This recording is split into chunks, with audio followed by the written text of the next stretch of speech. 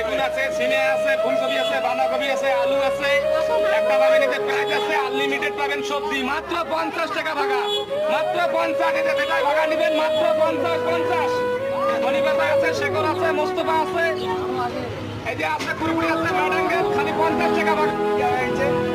এই যে 50 টাকার ভাগা এখনো চলতেছে আমাদের দোকানে। 50 টাকা কিছু বলো। 50